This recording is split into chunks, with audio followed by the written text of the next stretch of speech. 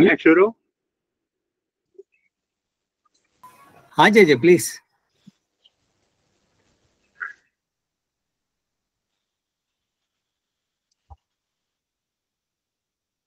त्वं महान प्रकृति सूक्ष्म रजस्तत्व तमोमयी त्वमेव पुरुषोऽध्यक्ष सर्वक्षेत्र विकारवे।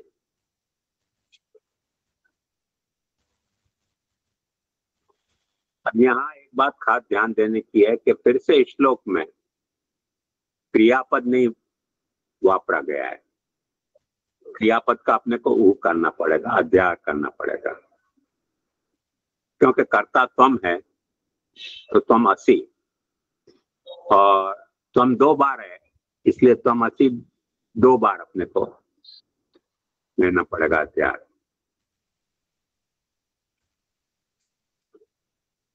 रही बात यह कि पदच्छेद,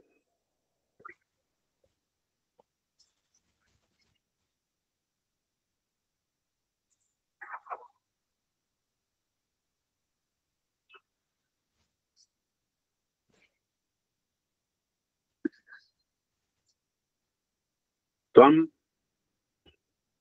महान प्रकृति सूक्ष्म रजः सत्व तमो और मई तो प्रत्यय है। त्वम एव पुरुषो अध्यक्ष सर्वक्षेत्र विकारवे।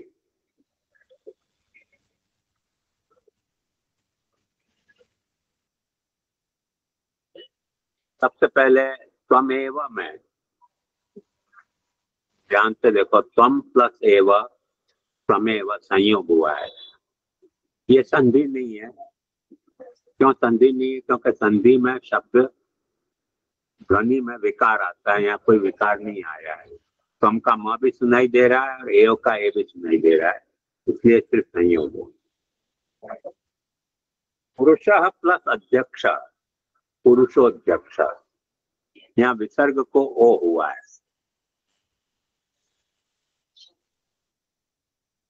और एक्चुअली मूल श्लोक में त्वमेव पुरुषोध्यक्ष वो भी संधियां थी जो मैंने छुट्टी कर दी है सरलता के लिए।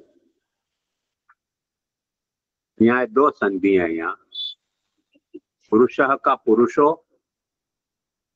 और पुरुषो प्लस अध्यक्ष का पुरुषोध्यक्ष।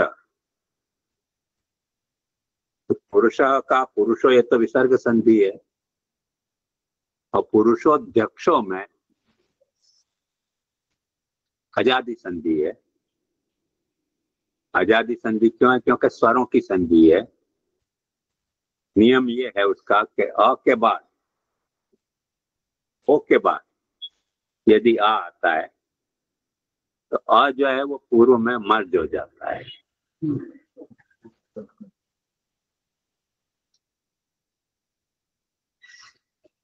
यानी अ का उच्चारण साइलेंट हो जाता है।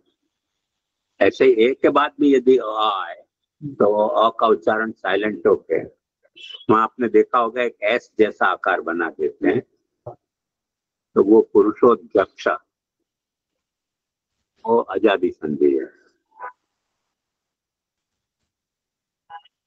संधि तो और कोई है नहीं।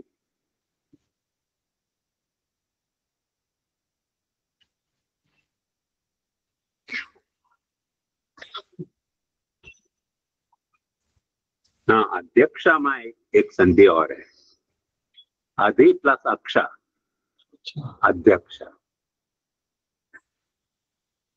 अधि उपसर्ग है, अक्ष यानी आंख। ये अंग्रेजी में जो एड उपसर्ग आता है प्रीफिक्स, और संस्कृत में अधि, वो एक जैसे हैं। जैसे एडवर्ब, एडमिनिस्टर, एडवाइस, ये जो एड प्रीफिक्स आता है इसका पैरेलल संस्कृत में अधि है। अधि अध्यक्ष, अक्ष यानी आंख। उसके ऊपर जो अध्यक्ष, अधि यानी ऊपर, ऐसे अध्यात्म, ऊपर अंदर दोनों अर्थ होते हैं, जो ऊपर है अंदर है। अध्यात्म माने आत्मा में जो हो वो अध्यात्म, अधिभूत यानी भूत में जो हो वो अधिभूत, अधिदेव दैव में जो हो वो अधिदेव, वो एक संधि और है। वो है ई के बाद या ऊ के बाद या री के बाद, या संस्कृत में एक वो कॉन्सोनेंट और था री, जब बोला नहीं जाता है।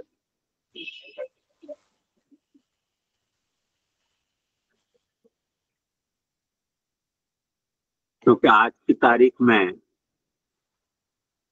तो पाणिनि ने जो अल्फाबेट बनाए ना, उसकी रीडिंग में ऐसा था आई ओ ना, री लिरिक।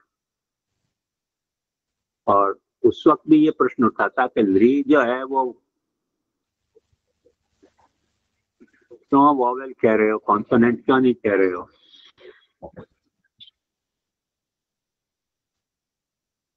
पता नहीं क्या है, किस तरह से बोलते थे, आज पता नहीं चलता। पुराने जमाने में उसको वॉवेल की तरह कैसे बोलते थे, वहां ये कहा गया है कि री जो है वो वॉवेल है। और उसका उदाहरण सिर्फ एक ही है संस्कृत में, शब्द कृत। कृत, का ला री कृत, और कोई शब्द भी नहीं है।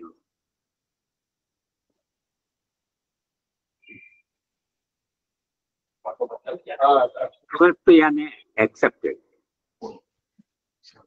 कृत कारण, जो एक्सेप्टेड कारण है उसका, और उसके अलावा कोई एग्जाम्पल भी नहीं है।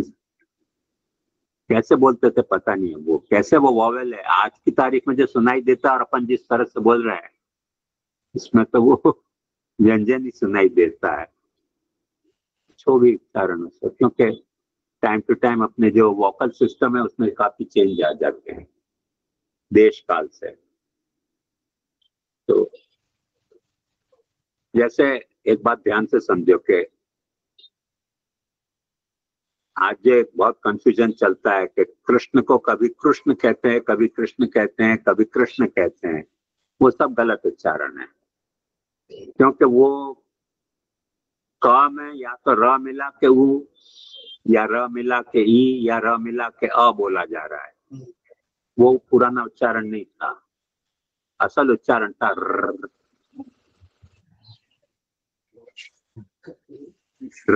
जैसे बच्चे गाड़ी चलाते हैं तो कैसी आवाज निकालते हैं, वैसी आवाज निकालो, वो वोवेल है।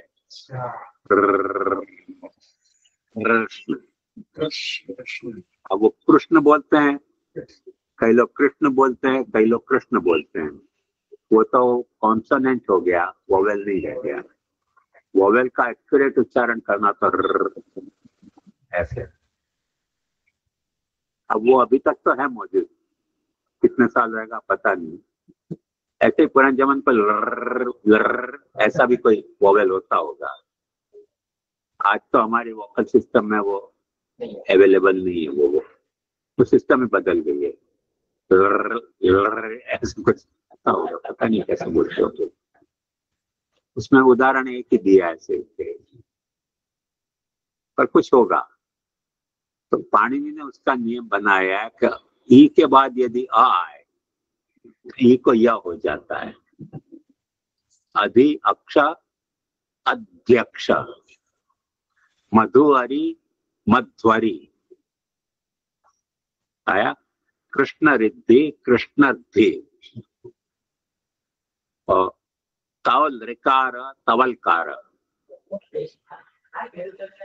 ये इसमें सिद्धांत पाणिनि ने क्या बताया है, ध्यान से समझो। क्योंकि आ जो है वो कंठ से निकलता है, ई जो है वो तो तालु से निकलता है। ई तो आ और ई, यह जो है वो ई की तरह निकलता है। उसका सिद्ध अपन प्रमाण देख सकते हैं कि आज भी जय बोलो, वो जे ए वाई भी लिख सकते हैं और जे ए आई भी बोल सकते हैं। तो ई में और या में थोड़ा सा फ्लूडिटी है। तो ई कब या हो जाए, जय जय, जे ए आई जय भी होता है, जे ए वाई भी जय होता है।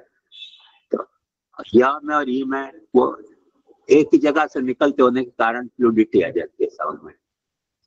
ऐसे ही ऊ ओठ से निकलता है, अ कंठ से निकलता है, ऊ वह भी देखो ओठ से निकलता है, वह ऊ वह। अंतर कितना है? ऊ जो है, देखो ध्यान से समझो, ऊ जो है वो सिर्फ ओठ से निकलता है, और वह जो है वो दांत और ओठ से निकलता है। वह ऊपर वाला दांत नीचे वाले दांत से टकराओ, या नीचे वाले दांत को ऊपर वाले दांत से टकराओ, वह। तो इतना कठिन उच्चारण हो जाता है। ऊपर वाला दांत को नीचे से टकरा के वह निकालना इजी है। अंग्रेजी में जिसको डब्ल्यू कहते हैं ना, वो शुद्ध होठ से निकलता है। वह वर्क नहीं है, वर्क। इसलिए महाराष्ट्रियन लोग देखो तो जहां भी डब्ल्यू आता है वहां ह एक उच्चारण डालते हैं, WH, वॉट। आया ना?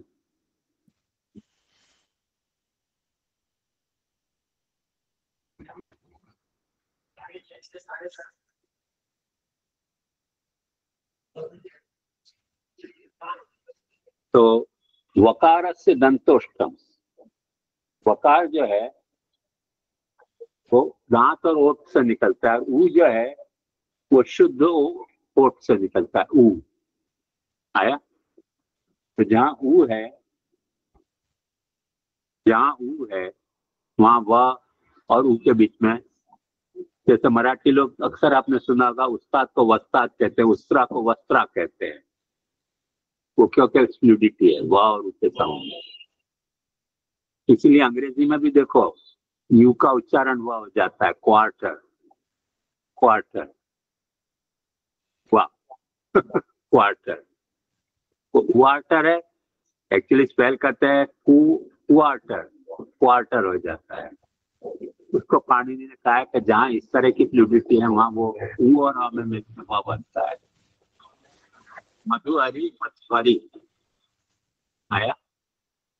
और कृष्ण रिद्धि, कृष्ण थी, री का र हो जाता है,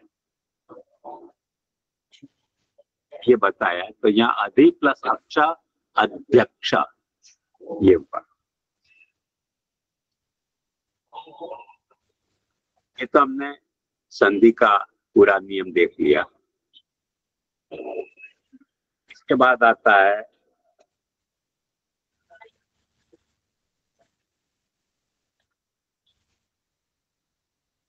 समास।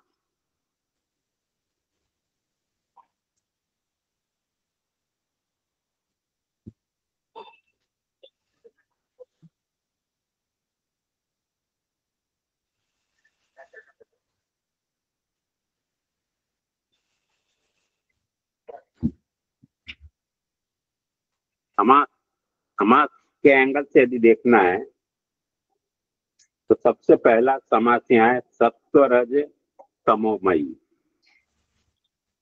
सत्व रज तमोमयी। सत्व रज और तम, ये तीन गुण प्रकृति के माने जाते हैं, और मई जो है वो प्रीफिक्स है, सफिक्स है। संस्कृत का एक और नियम है, लिख लो, द्वंद्वान्ते श्रूयमाणम पदम,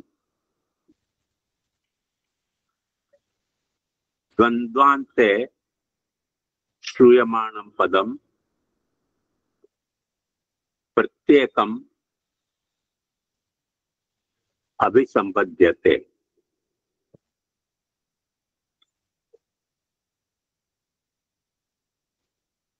माने जहां भी द्वंद्व समास में जो शब्द जुड़े हों, उनके बाद जो शब्द आता है वो द्वंद्व समास के जो कॉन्स्टिट्यूएंट जितने भी शब्द हैं उन सब से सेपरेटली जुड़ेगा। मय जो है प्रत्यय है। मय शब्द के दो अर्थ होते हैं, एक प्रचुर और एक विकार। जैसे आनंदमय, आनंद का मय यानी आनंद का प्रचुर, आनंदमय, बहुत आनंद जिसमें उसको आनंदमय कहते हैं। एक विकार भी मय का अर्थ होता है, जैसे काउ प्रोडक्ट को गोमय कहा जाता है, अन्नमय कहा जाता है, जो अन्न का प्रोडक्ट है उसको वो विकार कहते हैं। उसका जो प्रोडक्ट हो उसमें मय लगता है।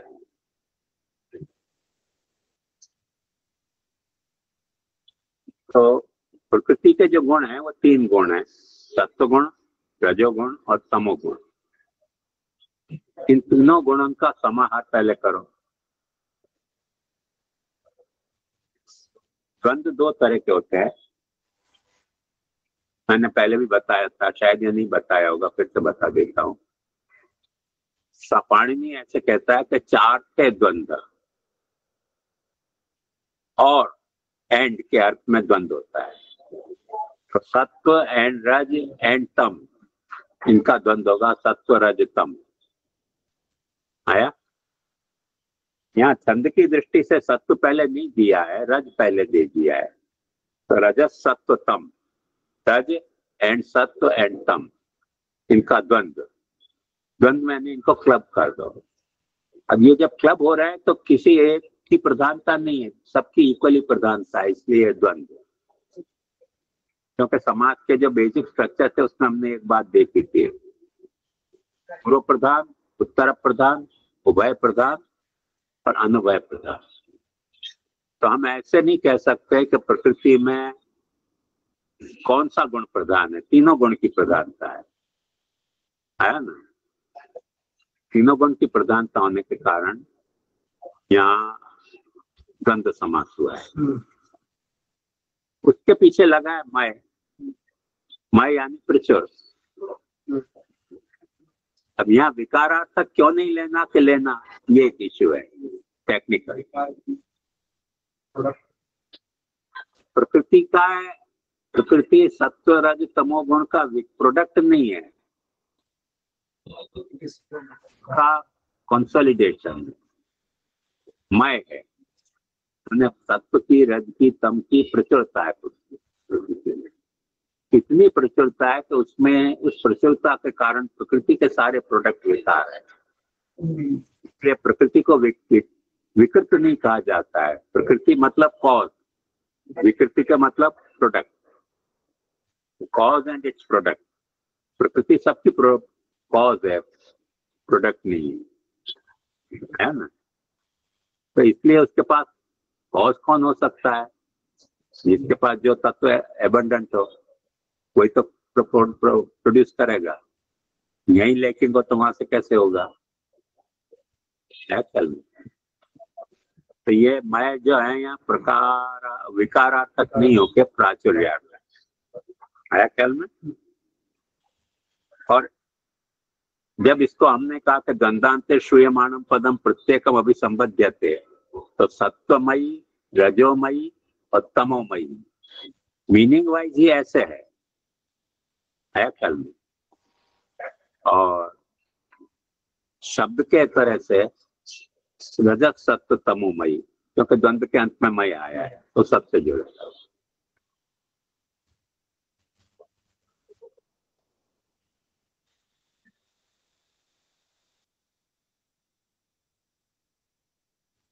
उसके बाद एक दूसरा समास है सर्वक्षेत्र विकार।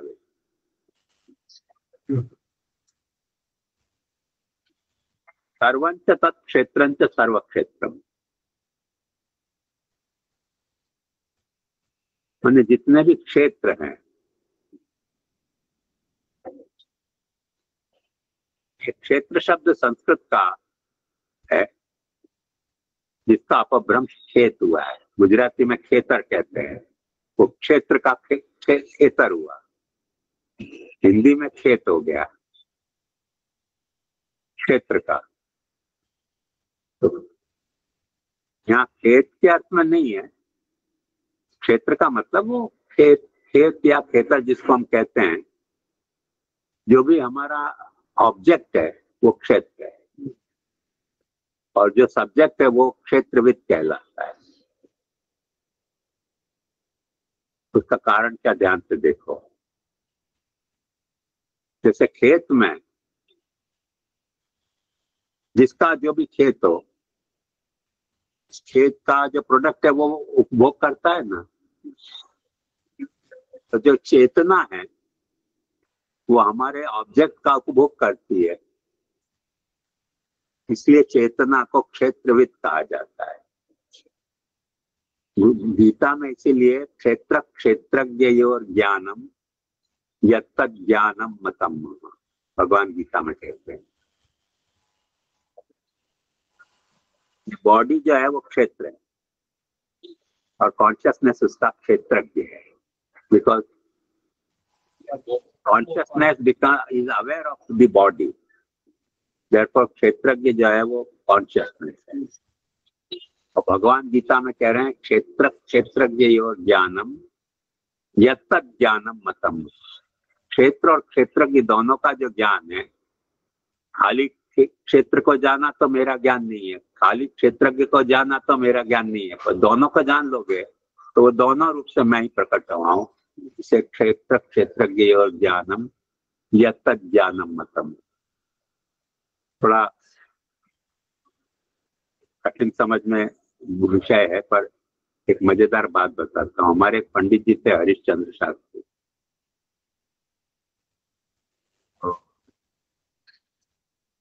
पहले क्या था, वो शाहपुरा स्टेट के राजगुरु थे।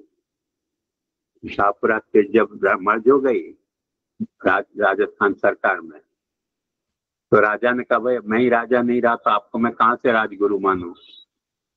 तो उनकी हालत थोड़ी खस्ता हो गई फाइनेंशियली। किसी ने उनको कहा कि भाई बिरला के पास जाओ, कुछ सहायता कर देगा। बिरला के माता खाने लोग बहुत जाते होंगे, ये भी गए। बिरला ने उनसे पूछा कि कुछ पढ़े हो? हाँ बाबूजी पढ़ा हूँ। क्या पढ़े हो? का संस्कृत, बहुत अच्छे संस्कृत के विद्वान। उनका गीता पढ़े हो? हाँ गीता पढ़ा हूँ मैं। उनका ये बताओ कि क्षेत्र और क्षेत्रज्ञ और योर ज्ञानम क्या है? ये तीसरा कौन है? योर। उसने कहा बाबूजी यहाँ योर कोई तीसरा नहीं है, क्षेत्र और क्षेत्रज्ञ के ड्यूएल केस में यो आता है। जैसे रामस्य रामयो रामायणम, ऐसे क्षेत्र और क्षेत्रज्ञ का। बोले कुछ नहीं, तुमको संस्कृत नहीं आती है, बराबर जाओ। दिखाते हैं बेचारे तो क्या करते। अब योर ज्ञानम की अलग से कहां से बतावे वो। योर जो है वो तो विभक्ति है, जिसको अंग्रेजी में ऑफ कहेंगे। क्षेत्र और क्षेत्रज्ञ का ज्ञान वो मेरा ज्ञान है। भगवान कह रहे क्षेत्र क्षेत्रज्ञ योर ज्ञानम यत्तद् ज्ञानम मतम मम। उनका तुमको नहीं आती है संस्कृत बराबर। योर ज्ञानम कोई तीसरा ज्ञान है। एक क्षेत्र का ज्ञान है, क्षेत्र के क्या ज्ञान है, और तीसरा योर ज्ञान है। योर का अर्थ बताओ। तो बेचारे घबरा गए पंडित जी, उनका नहीं आते संस्कृत, देने के मूड नहीं होगा। माई भी पॉसिबल है। ध्यान समझो। क्षेत्र क्षेत्रज्ञ सर्व क्षेत्र विकार, क्षेत्र में रूपी जो विकार या क्षेत्र में पैदा होते जो विकार, उसको जानने वाला। जैसे एक बात ध्यान से समझो कि हम अपने क्षेत्र के विकारों को तो जान सकते हैं। हर इंडिविजुअल सोल अपनी बॉडी में जो घटित हो रहा है उसको तो जान सकता है, और दूसरे की बॉडी में क्या घटित हो रहा है वो हम नहीं जान सकते। पर परमात्मा सर्व जितनी बॉडी है उन सब बॉडी को अपना क्षेत्र मानता है। अपन इंडिविजुअल सोल है, वो यूनिवर्सल सोल है। इसलिए परमात्मा जो है वो सर्व क्षेत्र विकार है, और हम अपने क्षेत्र के विकार हैं। जैसे मुझको पेट दुख रहा है, मेरे को माथा दुख रहा है, मुझको भूख लगी है, मुझको ठंड लग रही है, तो जो भी ये विकार मेरे क्षेत्र में पैदा हो रहे हैं उसका तो ज्ञान मेरी कॉन्शियसनेस में पैदा होता है, पर सारे क्षेत्रों का मुझको अवेयरनेस नहीं है। और परमात्मा में और इंडिविजुअल सोल में कितना डिफरेंस है कि स्वक्षेत्र विकारवित तो हम हैं पर सर्वक्षेत्र विकारवित नहीं। यहाँ ये नल कुंवर कह रहे हैं भगवान को कि आप सर्वक्षेत्र विकारवित हो। मतलब तुम समझ गए। अब सर्वंच तत्क्षेत्रम सर्वक्षेत्रम, ये पहला समास। सर्व और क्षेत्र, सर्वक्षेत्र, ये कौन सा है? पूर्व पद प्रधान है, उत्तर पद प्रधान है, वह पद प्रधान है, क्या अनुभव पद प्रधान है? चलो एक्सरसाइज करो। जय श्री उत्तर पर प्रधान है क्योंकि क्षेत्र में सर्व लग रहा है तो क्षेत्र से जुड़ रहा है। और कोई ट्राई करो। जे प्रणाम। अनुभव पद बहुवीरी व्रीहि, કારણ કે સર્વ ક્ષેત્રના વિકારોને જાણનાર જે છે તે સો અનુભય પદ प्रधान। अच्छा, आप दोनों आपस में चर्चा करो। Who is right?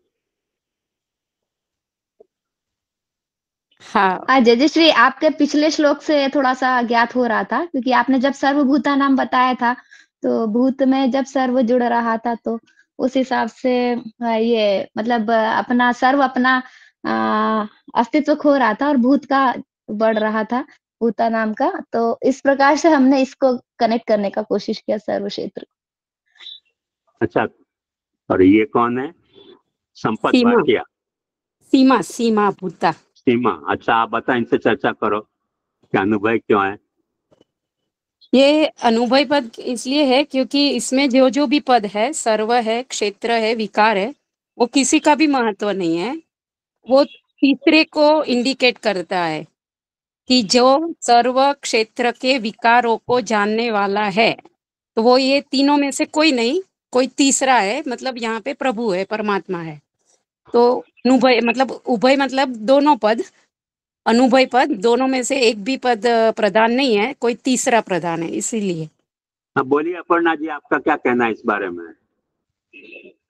हाँ, इनके सीमा जी से तो एग्री करते, जिस प्रकार से उन्होंने बताया उस हिसाब से कि भाई हाँ वो उस तरीके की सोच अगर रखते हैं जयश्री तो हाँ कि भाई तीनों नहीं है, वो तो सब प्रभु है। लेकिन जैसे उस समय आपने सर्वभूतानाम में भी यही बात बताई थी कि वो सर्व का भूत है। मतलब वो अपन उस श्लोक में जाते हैं तो फिर वो ऐसा आता ना कि भाई वो काल भी है, मतलब देह है, असु और इंद्रिय और सब बताया था ना जयश्री, तो वो भी वही है। तो उस हिसाब से देखा जाए तो जयश्री वो होगा कि भाई वो उत्तर पर प्रधान होगा। ऐसा आप क्या दूध और दही दोनों में पैर रख रही हो? नहीं जय, उनका हम उनसे कनेक्ट नहीं करें, हम अपने में ही रखे हैं कि हमारे हिसाब से अगर हम उसको प्रथम वाले श्लोक से कनेक्ट करें तो हमें उत्तर पर प्रधान ही लगता है जयश्री। अच्छा, सच बात है, उत्तर पद प्रधान है क्योंकि सर्व जो है वो क्षेत्र का विशेषण है और विशेषण विशेष्य का जो समास है उसमें विशेष्य की प्रधानता रहती है, विशेष्य गौण हो जाता है।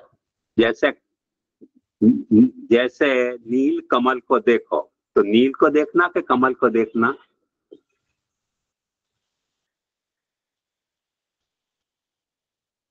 देखने में का विषय क्या बनेगा? नीला रंग बनेगा कि कमल बनेगा?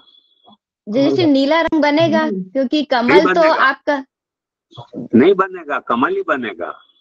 कमल बनेगा। जी। कमल तो नीला है इसलिए नीला दिखेगा। देखने के यहाँ बात जो कही जा रही है वो नीले रंग को देखने की नहीं कही जा रही है। नील कमल को देखो जब अपन कह रहे हैं तो कमल को देखने की कह रहे हैं, नीले रंग को देखने की नहीं कहते हैं। कोई ऐसा समझ ले कि खाली नीला रंग मैंने देख लिया तो नीला रंग देख लिया, उससे नील कमल देखा नहीं कहा जाएगा। एक आपको बिल्कुल समझ में आ जाएगी, काली भैंस का दूध दुहो, तो काले रंग का दूध दोना कि भैंस का दूध दोना? हाँ जी, एकदम समझ में आया, एकदम से समझ में आया। काली भैंस का दूध दुहो, तो काले रंग का दूध दोना कि भैंस का दूध दोना? आ गई ना समझ में बात? जी एकदम से आया समझ। तो सर्व क्षेत्र में विशेषण विशेष्य का समास है और सर्व क्षेत्र का जो विकार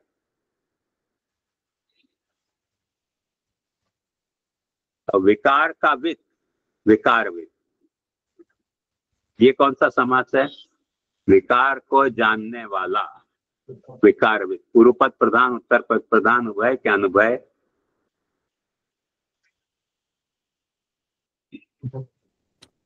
पूर्व पद चीजें। देखो, विकार को जानने वाला विकारविद, शास्त्र को अनुभय जानने वाला शास्त्रविद। अनुभय पद, अनुभय पद होएगा बहुव्रीहि। अच्छा, क्यों? कारण बताओ। क्योंकि उसका इंडिकेशन जो जानने वाला है उसके तरफ जा रहा है। तो उत्तर पद प्रधान हो गया ना।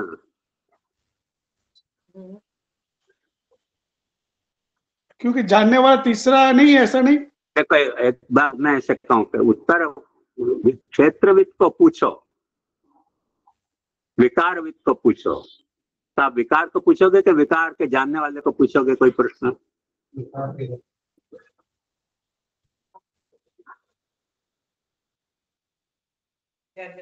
जानने वाले को। अपनी शंका का समाधान शास्त्रविद के पास करो। तो शास्त्र से करना कि शास्त्र को जानने वाले से करना? शास्त्र जानने वाले को। तो उत्तर पद प्रधान हो गया ना। ओके, मैं राइट और रॉन्ग? राइट राइट, हाँ। Thank you. अब सर्व क्षेत्र का विकारविद, सारे क्षेत्रों के विकार को जो जानता हो, ये भी उत्तर पद प्रधान हो गया। आया ख्याल में? सर्व क्षेत्र विकारविद, ये भी उत्तर पद प्रधान समास हुआ। खैर, अब अपन आगे बढ़ते हैं। इसके बाद आता है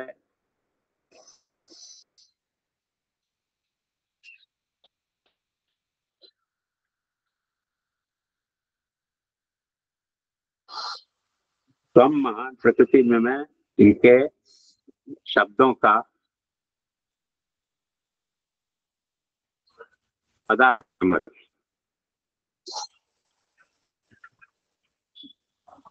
पदच्छेद हमने देख लिया,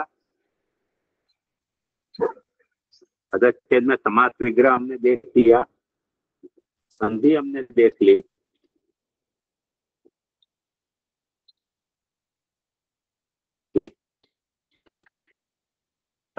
देखना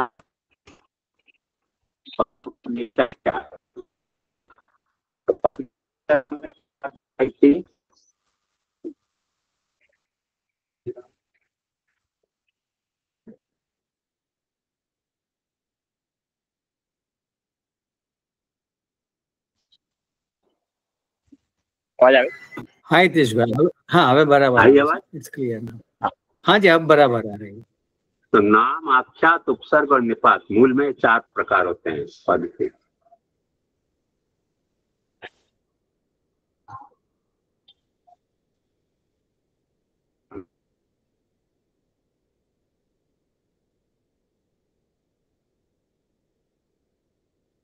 नाम है, चतुरथ तमोमयी भी नाम है, सम दिन नाम है, अगेन एव जो है वो निपात है, पुरुष फिर से नाम है, अध्यक्ष में अधि उपसर्ग है, अक्ष नाम है, और सर्व क्षेत्र विकार फिर से नाम। तो ये हमने देख लिया, नाम, आख्यात, उपसर्ग, निकार। नाम के हमारे यहाँ 4 भेद बताए गए हैं, कृत, तद्धित, एक विशेष और समास। अब इसमें पहले समास तो हमने दोनों देख लिए, 2 समास हैं, समस्त पद हैं, सत्वरत समोमयी और सर्व क्षेत्र विकार भी। बाकी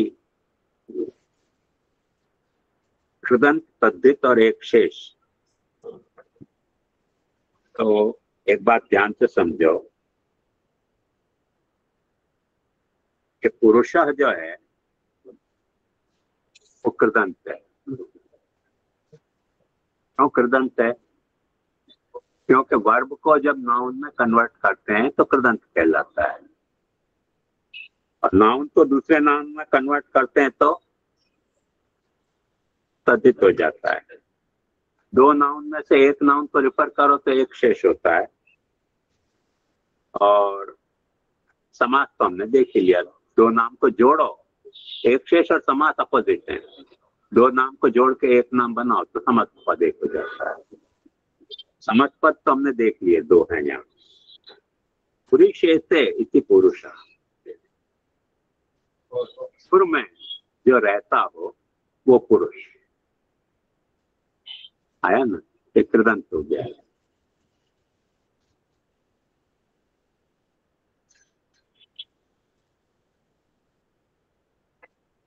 प्रकृति, प्रकृति जो नाम है उसमें ध्यान से देखो, जैसे प्रकृति और विकृति, तो करोति इति कृति, जो करता है उसको कृति कहा जाता है। ऐसा क्रियते इति कृति, जो हम करते हैं वो कृति। प्रकृष्टाकृति प्रकृति और विशिष्टाकृति विकृति। जैसे प्रकृति, आकृति, विकृति, संस्कृति, दुष्कृति, ये सब उपसर्ग से बनते हुए कृति के भेद हैं। एक श्लोक लिख लो। उपसर्गेण धात्वर्थ बलादन्यत्र नीयते प्रहाराहार संहार विहार परिहारवत। जो री धातु है वो हरण के अर्थ में है, छीनने के अर्थ में। उपसर्ग के कारण उसका अर्थ बदलता रहता है। जैसे प्रहार, वो छीनने के अर्थ में नहीं है, अटैक करने के अर्थ में। आहार, आहार छीनने के अर्थ में नहीं है, खाने के अर्थ में। प्रहाराहार, संहार, संहार मारने के अर्थ में। विहार जो है वो पीड़ा करने के अर्थ में। प्रहाराहार, संहार, विहार, परिहार, परिहार का मतलब रिजेक्शन होता है। जहां पे उपसर्ग लगाते हैं उसमें से वर्ब का जो मीनिंग है वो चेंज हो जाता है। वर्ब वही की वही है, पर उपसर्ग के कारण उसका मतलब बदल जाता है। वो सिर्फ संस्कृत में ही है ऐसा नहीं, हिंदी में और गुजराती में तो इसी तरह से संस्कृत के ही शब्द हैं सारे। हिंदी गुजराती की अपनी वोकेबुलरी तो बहुत कम है, मोस्टली 80% वोकेबुलरी तो हिंदी गुजराती की संस्कृत से ही आई है। मगर हम देख सकते हैं कि जो दूसरी लैंग्वेजेस हैं जो संस्कृत के ओरिजिन से नहीं निकली हैं, उनमें भी ये उपसर्ग के कारण वर्ब का मीनिंग बदल जाता है। जैसे एडवोकेट में एड है, एडमिनिस्टर में भी एड है। वोकेट यानी वक्ता, जिसको संस्कृत में वोकेट के लैटिन में वोकेट कहते हैं, वो संस्कृत का वक्ता है। बहुत स्लाइटली डिफरेंस है प्रोनाउंसिएशन का, वोकेट और वक्ता। एड लगाने से एडवोकेट, जो आपके तरफ से बोलता हो वो एडवोकेट। संस्कृत में इसको कहते हैं अधिवक्ता। तो एड जो है कैसे अधि का है, आया नहीं। एडवाइस, वहां भी एड है। वाइस का मतलब तो कुछ और ही होता है। एड उपसर्ग लगने से उसका मतलब सुझाव देना हो जाता है। एडमायर, वहां भी अधि है। तो अपन समझ सकते हैं कि उपसर्ग से कैसे अर्थ बदलते रहते हैं वर्ब के। वही बात बताइए, उपसर्गे न धातु अर्थ बलाद अन्यत्र नीयते। उपसर्ग के कारण धातु का वर्ब का मीनिंग फोर्सफुली कुछ और हो जाता है। उसका उदाहरण है प्रहार, आहार, संहार, विहार और परिहार।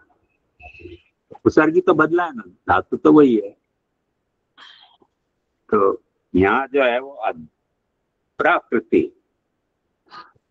प्रकृष्टकृति, प्रकृति, विशिष्टाकृति, प्र का मतलब श्रेष्ठ होता है। ये प्र जो उपसर्ग है संस्कृत का, इसका अंग्रेजी में पैरा होता है। प्र का पैरा हुआ है, पैराग्लाइड, पैरामीटर, श्रेष्ठ आया ना। ये संस्कृत का जो प्र है वो लैटिन में, इंग्लिश में पैरा हो गया है। अपन देखें तो अपने को लगता है कि अंग्रेजी और संस्कृत बहुत दूर है। ध्यान से देखोगे ना, बहुत नजदीक भी है, और अपने को देखना आना चाहिए कहाँ क्या गड़बड़ हुई है। विकृति, विशिष्टाकृति, प्रकृष्टकृति, प्रकृष्ट यानी अच्छी कृति, विकृति यानी कोई उसका स्पेसिफिक कृति, विकृति कहते हैं। पर वो वहां स्पेसिफिक कृति के अर्थ में नहीं होके विकृति का मतलब है ट्रांसफॉर्मेशन, प्रकृति मतलब ओरिजिनल।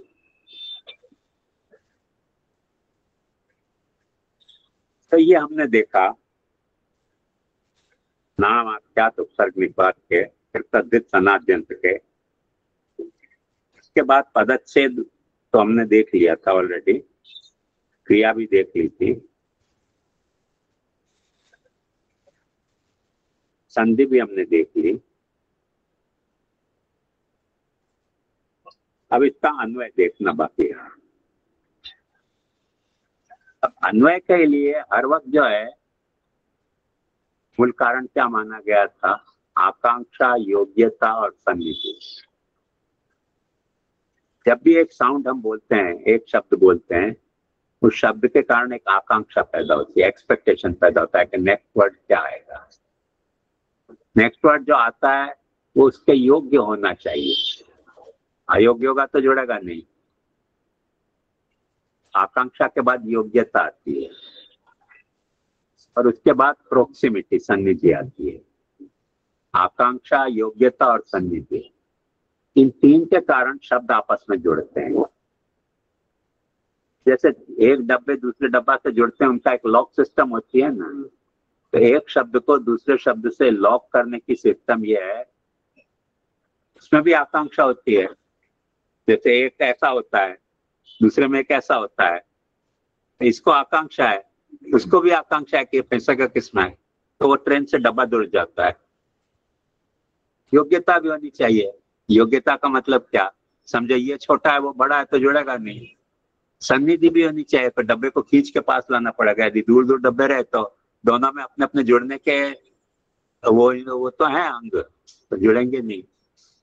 तो शब्दों में भी जुड़ने के लिए ही ये आकांक्षा, योग्यता, एक्सपेक्टेशन, एलिजिबिलिटी और प्रोक्सिमिटी, एक शब्द को दूसरे शब्द का एक्सपेक्टेशन है, आकांक्षा है। योग्यता, दूसरा शब्द जो आ रहा है वो उससे जुड़ने लायक है कि नहीं। इसका मजाकिया एक बताया है, मैंने पहले भी बताया था आपको। बिना आकांक्षा, योग्यता के शब्द सब जोड़ दो तो सबके अर्थ हैं, पर वाक्य नहीं बनता है। मैंने एक श्लोक सुनाया था, चाहो तो चाहो फिर से लिख लो।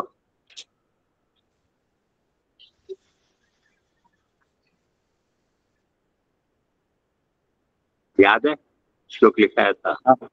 जरद गव कंबल पादुकाभ्याम द्वारि स्थितो गायति मद्रकाणि तम ब्राह्मणी पृच्छति पृष्ठतोन्ये राजन रुमायाम लशुनस्य कोर्ग।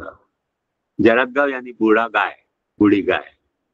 कंबल पादुकाभ्याम, कंबल और पादुका से। द्वारि स्थितो, द्वार पे खड़ा होके, गायति गा रही है, मद्रकाणी अफगान की गीत। तम ब्राह्मणी पृच्छति, उसको ब्राह्मणी पूछ रही है। फिर रुमायाम, रोम में, लसन की वैल्यू क्या है। सब शब्द है ना, तो वाक्य नहीं बन रहा है क्योंकि आकर्षा नहीं, जो आकांक्षा का पूरक योग्य शब्द नहीं आ रहा है। सन्निधि तो है सबकी, तो सन्निधि भी हो पर योग्यता नहीं हो तो जुड़ते नहीं है। योग्यता है पर सन्निधि नहीं है। इसके लिए संस्कृत में कहा जाता है प्रहरे प्रहरे उच्चारितानि वाक्यानि। जैसे एक मजाकिया संस्कृत में स्टोरी थी। एक राजा को संगीत का इतना एडिक्शन हो गया तो उसने कहा कि मेरे से कोई भी गाए बिना बात मत करना। तो राजा के महल में आग लगी तो नौकर ने आके उसके यहाँ गाना शुरू किया कि राजा ओ राजा ओ राजा, अरे राजा सुनो तो राजा राजा। उनके क्या बड़ी देर बाद बताया कि तेरे महल में आग लगी, सब मैं तो जल के महल खाक हो गया। ये समझने की बात है। प्रहरे प्रहरे उच्चारितानि, एक एक प्रहर के गैप दे दे के एक एक शब्द उच्चारण करो तो वाक्य कैसे बनेगा।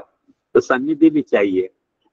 और यदि जिस पद की आकांक्षा है वो आकांक्षा ही नहीं है, क्योंकि सेंटेंस कंप्लीट कब होता है, बात ध्यान से समझो, कि जब हमारी आकांक्षा सेटिस्फाई हो जाती है। जैसे मैं आज क्लास ले रहा हूं, अब ये सेंटेंस सुन के आकांक्षा पूरी हो गई तो वाक्य पूरा हो गया। अब यदि आपकी आकांक्षा पूरी नहीं हुई, आप पे हुआ कि किस विषय की क्लास ले रहे हो, तो फिर वाक्य शुरू होगा। तो आकांक्षा का पूरी होना और अधूरे रहना ये भी एक बहुत बड़ा पैरामीटर है शब्दों के जुड़ने का। क्योंकि आकांक्षा यदि पूरी नहीं हो रही है तो कुछ न कुछ तो फिर या तो अध्याय करना पड़ेगा या ऊ करना पड़ेगा या फिर बोलना पड़ेगा, है। तो इसलिए आकांक्षा, योग्यता और सन्निधि ये शब्दों के अन्वय को माने जोड़ने का लॉक सिस्टम है।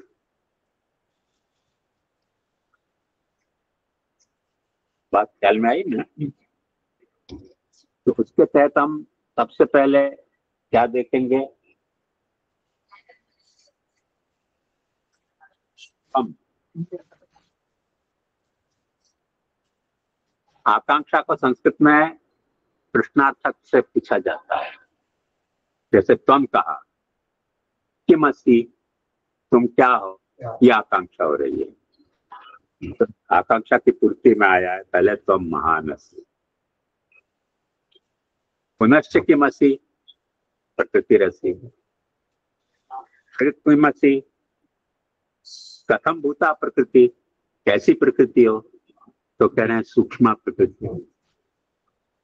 तो किम कथम केन तस्मै, ये सारे जो प्रयोग है प्रश्न के, वो पूछ के आकांक्षा प्रकट की जाती है। कथम भूता प्रकृति तो सूक्ष्म प्रकृति, पुनश्च कथम भूता सत्वरज तमोमयी प्रकृति त्वम असि। अब आकांक्षा पूरी हो गई। त्वमेव, फिर से दोबारा त्वमेव आया। अब ये एवकार क्यों आया, इस पर थोड़ा ध्यान दो। क्योंकि एवकार के मैंने आपको 3 अर्थ बताए थे, अयोग व्यवच्छेद, अन्य योग व्यवच्छेद और अत्यंत अयोग व्यवच्छेद। अयोग व्यवच्छेद का मतलब क्या बताया था, अन्य योग का व्यवच्छेद बताया था पार्थ एव धनुर्धर, पार्थ धनुर्धर एव और पार्थ धनुर्धर अस्त्येव, ये 3 उदाहरण थे उसके। जब हम ऐसे कहते हैं कि अर्जुन ही धनुर्धारी है, मतलब दूसरा कोई धनुर्धारी नहीं है, तो अन्य योग व्यवच्छेद के उकार हुआ। पार्थ धनुर्धर एव, पार्थ धनुर्धर है ही, तो धनुर्धर नहीं है ऐसा नहीं, अयोग जो हो रहा है उसका व्यवच्छेद करता है। और पार्थ धनुर्धर अस्त्येव, जब हम कहते हैं कि पार्थ तो धनुर्धर तो है ही है, में जब ही लगा रहे हैं तो अत्यंत अयोग का व्यवच्छेद करता है, माने इम्पॉसिबिलिटी को नेगेट करता है। तो यहाँ तुम के साथ एव लगा है, ये अयोग व्यवच्छेद में लगा है, क्या अन्य योग व्यवच्छेद में लगा है, ये हमको इंक्वायरी करनी। अब बात ध्यान से समझो। एक वक्त जब भगवान को महान सूक्ष्म सत्वरजतमोमयी प्रकृति कह दिया, नेचुरली अपने मन में ऐसी इंप्रेशन आती है कि भगवान यदि प्रकृति है तो प्रकृति विद कोई और होगा, भगवान नहीं होंगे। उस अन्य योग का व्यवच्छेद हो रहा है, तो हमें वह दूसरा कोई, जैसे पार्थ है वह धनुर्धर है, अन्य योग के व्यवच्छेद के लिए यह योग कर रहा है। Clear?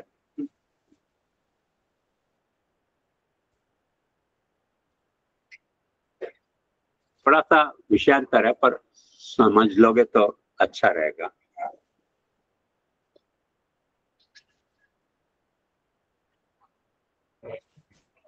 Right from the beginning of the philosophy, not only philosophy, पर जब से आदमी ने शायद सोचना शुरू किया, तब से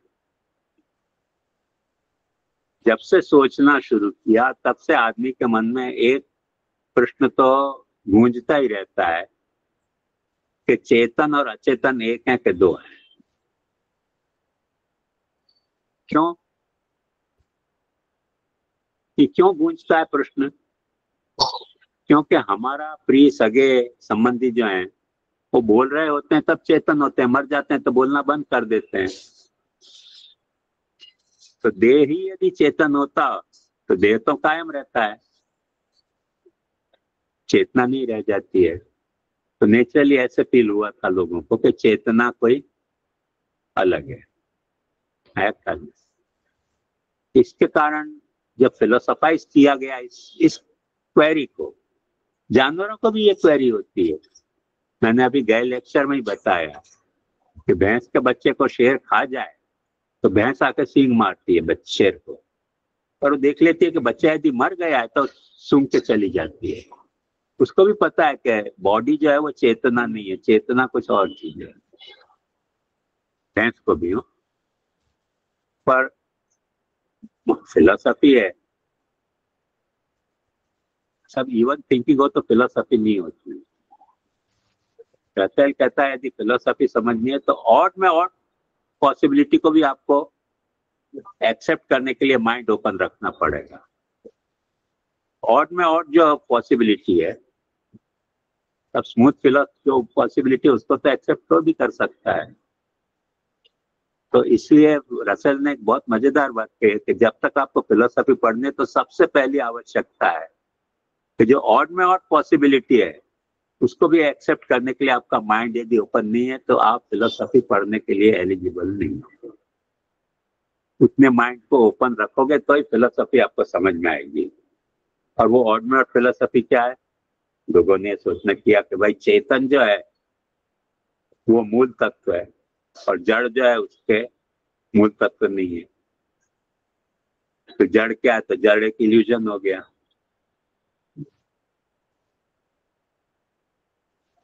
अब वो चेतन तो हमने कभी देखा नहीं है।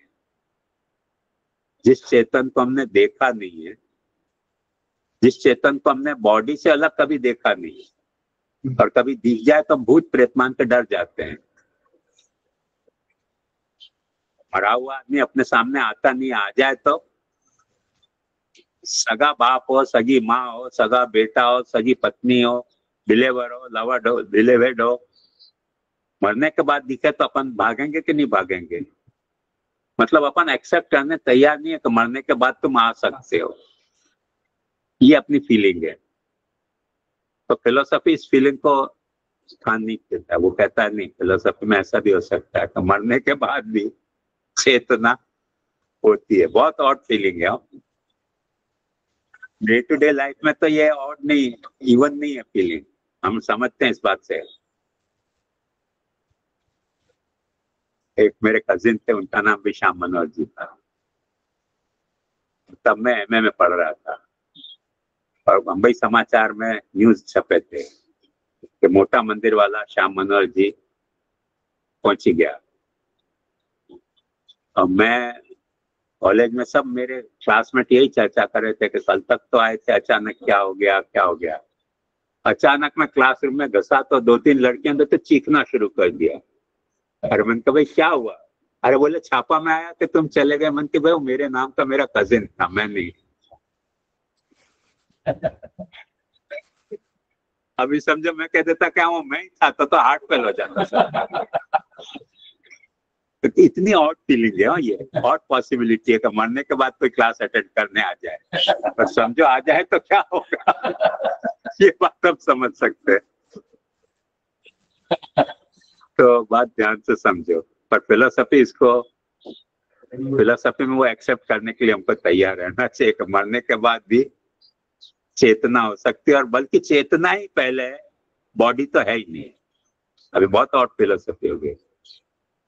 बॉडी के चेतन होने से और बॉडी के चेतन नहीं रहने से चेतना का विचार आया था, और उस चेतना को मूल मान के बॉडी को फॉल्स अपीयरेंस मान लिया गया। That's a philosophy.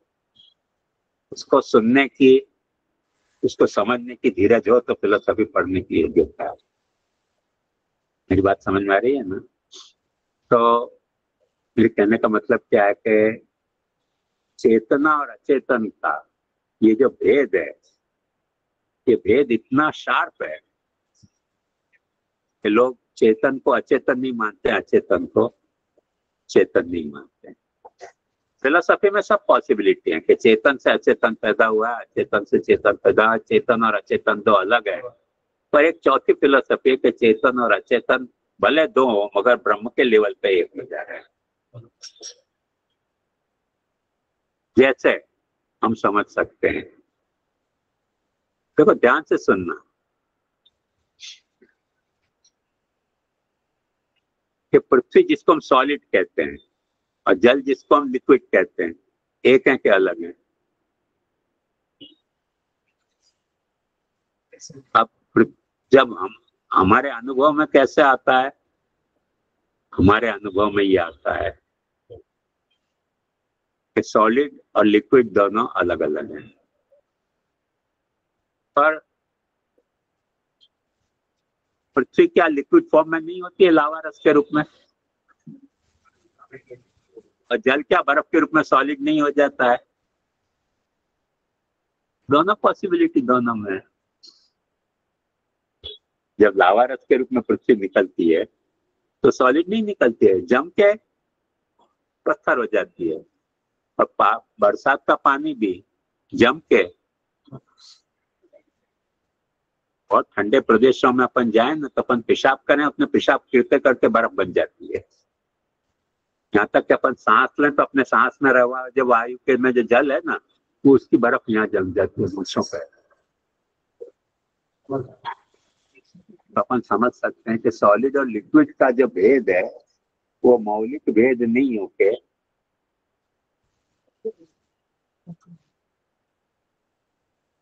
पीछे का भेद है, बाद में आता हुआ भेद है, मूल में रहा हुआ भेद नहीं है। Solid can be converted into liquid. जैसे सोना को भी किसी तापमान पर गलाओ तो लिक्विड हो जाता है, फिर उसको जमाओ तो जम जाता है। तो सॉलिड और लिक्विड का भेद इतना स्ट्रांग नहीं है जितना हम समझ रहे हैं अपने कॉमन सेंस में। Common sense is a different phenomena and the reality is different phenomenon. Reality not necessarily always follows the common sense, and common sense does not always follow the reality. Common sense is a common sense. जिसमें common sense नहीं होता उसको मूर्ख भी कहा जा सकता है और फिलोसोफर भी कहा जा सकता है। ये एक और मजेदार बात है। तो समझने की बात यह है कि यहाँ जो कह रहे हैं कि यदि प्रकृति हो तो तुम पुरुष नहीं हो सकते हो। पुरुष यानी जो प्रकृति के पूर्व में रहता है वो पुरुष। Consciousness which resides in the body of the prakriti, that consciousness is considered as purush. अब वो कोई और होगा, क्योंकि कॉमन सेंस में तो हमको लगता है कि बॉडी रह जाती है और कॉन्शियसनेस चली जाती है। तो नल कुबर ये कह रहे हैं कि नहीं, वो भी तुम ही हो, तमेव पुरुष हो। अध्यक्ष, अध्यक्ष भी तुम हो। सर्व क्षेत्र विकार, सारे क्षेत्र, बॉडी जो है वो क्षेत्र है, पुर जो है वो क्षेत्र है, उसके विकार, उसके विकार के बारे में अवेयरनेस भी तुमको ही है। तो ये हमने देख लिया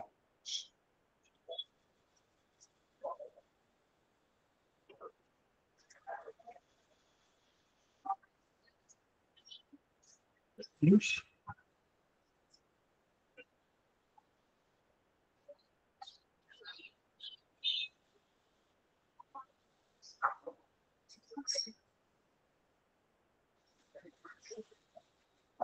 ये श्लोक का तो पूरा हमने सॉर्टिंग कर ली। अन्वय में फिर वही बात आएगी, आकांक्षा योगिता सन्निधि। तो त्वमेव कीदृश पुरुषोपि, त्वमेव अध्यक्षोपि, और त्वमेव सर्वक्षेत्र विकार विदपि असि। अपि का यहाँ अपि और असि का हमको यहाँ अध्याय करना पड़ेगा। अपि यानी भी। हाँ?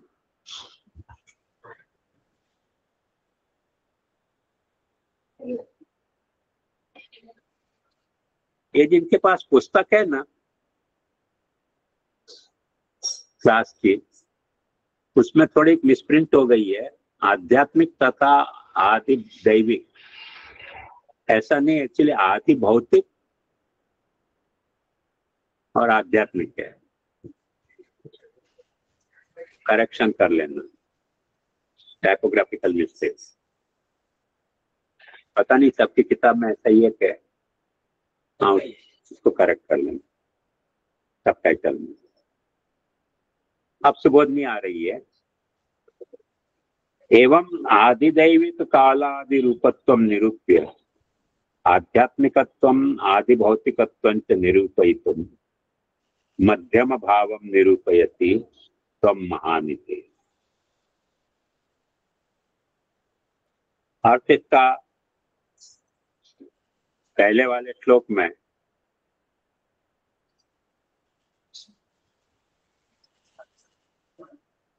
भगवान के आदिदैविक रूप का वर्णन किया।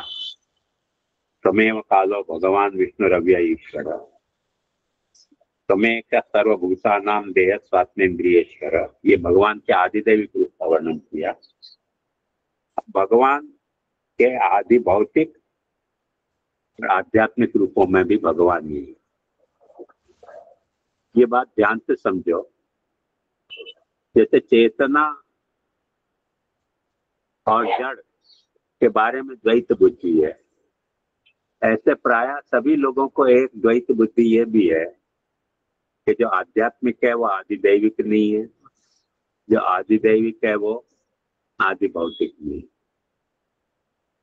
मगर जब हम ये कह रहे हैं कि सब कुछ ब्रह्म है, सब कुछ ब्रह्म में आदि भौतिक, आध्यात्मिक, आदि दैविक भी ब्रह्म है। सब कुछ ब्रह्म है, अपन ऐसे तो नहीं कह सकते कि आध्यात्मिक और आदि दैविक को छोड़ के सब कुछ ब्रह्म है।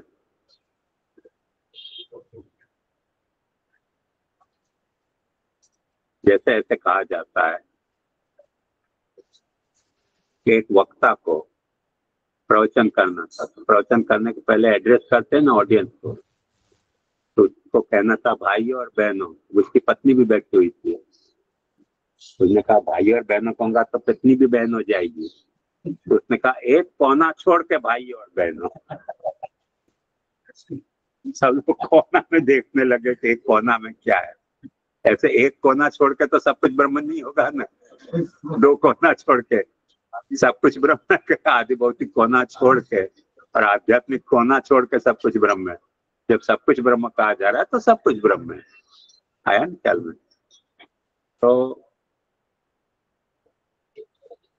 आदि भौतिक, आध्यात्मिक और आदि दैवी, इन तीनों लेयर की में जब तक हम तादात्म्य संबंध नहीं मानते तब तक वल्लभ दर्शन खड़ा ही नहीं हो पाएगा।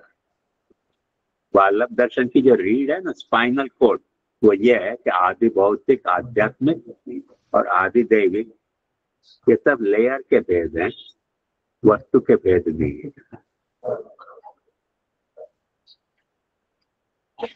जैसे एटमॉस्फेयर में बहुत सारे स्फीयर हैं, ट्रोपोस्फियर, ऐसे 7 स्फीयर माने जाते हैं।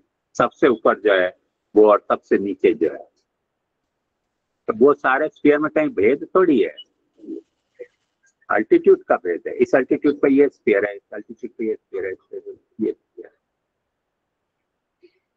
तो इसी तरह से आदि भौतिक और आध्यात्मिक और आदि दैविक में सिर्फ स्फीयर का भेद है, पर तीनों चीज है एक ही। जैसे हम देख सकते हैं डे टू डे उसमें भी अरबिक ओशन है, इंडियन ओशन है, पैसिफिक ओशन है, तो कोई स्विमिंग पूल की तरह थोड़ी कोई पाल बंधी हुई है उसकी, एक ही ओशन है, ओशन एक ही है। बंगाल की खाड़ी भी ओशन है, और हमारे घर में यानी जमीन में शहर में यदि पानी घुस जाए समुद्र का तो वो भी ओशन है। तो भेद नहीं है, ऐसी बात नहीं है, भेद है, सबके कल्चर भी अलग अलग हैं।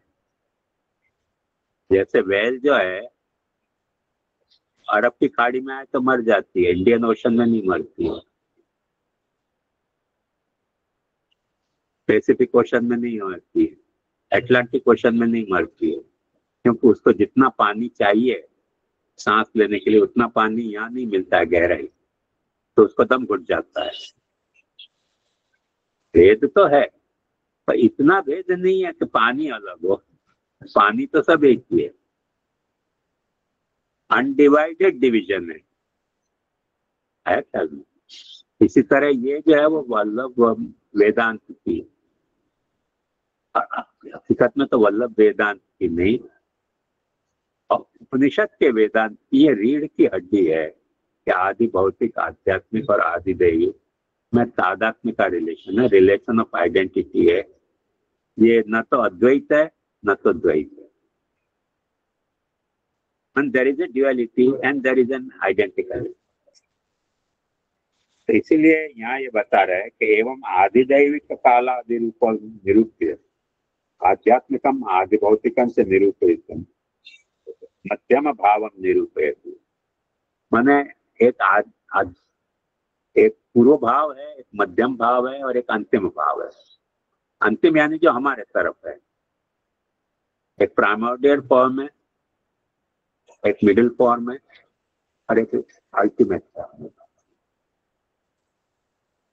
कम महानिति सर्वस्यापि जगतो अंकुर भूतो महान। सारे जगत की ब्लूप्रिंट जो है वो महान है। मम योनिर्महद् ब्रह्म तस्मिन् गर्भं ददाम्यहम् संभवः सर्वभूतानां ततो भवति भारत। भगवान गीता में कहते हैं कि मम योनिर्महद् ब्रह्म, मेरा जो महत का जो रूप है वो ओवरी का काम करता है। तस्मिन् गर्भम ददाम्यहम्, उसमें मैं गर्भाधान करता हूँ। किसका? हमारी कॉन्शियसनेस का। अब बात ध्यान से समझो, ये यदि महत में चेतना का आधान हो गया, वो महत तत्व यदि जगत का अंकुर है, तो जगत के अंकुर में चेतन और अचेतन दो तो नहीं रह गए ना। सच्चिदानंद के लेवल पे सत और चित स्प्लिट हुए थे, और महत के लेवल पे उनमें एक हो गए। अब इसमें अंतर कितना है, बात ध्यान समझो कि महत में चेतना रिफ्लेक्ट होती है, एक वो सिद्धांत है। महत में चेतना प्रविष्ट होती है, वो एक दूसरा सिद्धांत है। जैसे लोहे को गर्म करो तो हीट उसमें प्रविष्ट होती है कि रिफ्लेक्ट होती है? रिफ्लेक्शन और प्रविष्ट होने में अंतर कितना है कि सरफेस लेवल पे यदि लौट रही है तो रिफ्लेक्ट हो रही है। जैसे मिरर में हमारा जो फिगर है वो रिफ्लेक्ट होता है, प्रविष्ट नहीं होता है। मिरर के अंदर जाओगे तो भी नहीं, खाली है, पर रिफ्लेक्ट हो रहा है। ऐसे महत में चेतना रिफ्लेक्ट हो रही है कि महत में चेतना प्रविष्ट हो रही है? जैसे फिलामेंट होता है, उसमें लाइट प्रविष्ट होता ही है कि रिफ्लेक्ट हो रही है? फिलामेंट में जो है बल्ब के लाइट प्रविष्ट होती है। वो अपने उपनिषद में कहा तत्सृष्ट्वा तदेव अनुप्राविश्य, उसने अपने आप में से एक चीज कोश बनाया और उस कोश में खुद प्रविष्ट हो गया। अयोगोलक न्याय कहा जाता है, अयोगोलक न्याय। लोहे के गोले में जैसे आग प्रविष्ट हो जाती है तपाने से, इस तरह से वो प्रविष्ट हो गया। तो महत्व में चेतन अपने आप प्रविष्ट है। अब इसलिए ये जो झगड़ा पैदा हुआ कि चेतन पहले था कि जड़ पहले था, तो अपने लिए ये दोनों झगड़े बेकार हैं, क्योंकि सृष्टि के अंकुरण में चेतना और जड़ कोऑर्डिनेशन में काम कर रहे हैं, दो चित रह ही नहीं गई। अब यदि कोई साइंटिस्ट जड़ में से चेतना पैदा कर ले आज, या जैसे रोबोट में चेतना पैदा हो जा रही है, तो हमारा मत खंडित नहीं हो रहा है। जिसका मत खंडित होता होगा उसका मत खंडित होगा। हमारा मत तो है ही कि जड़ में चेतना है और चेतन में जड़ आवरण है। पुरुष कह रहे हैं, तब पुरुष का मतलब क्या? आवरण। वो बात यहाँ समझा रहे हैं।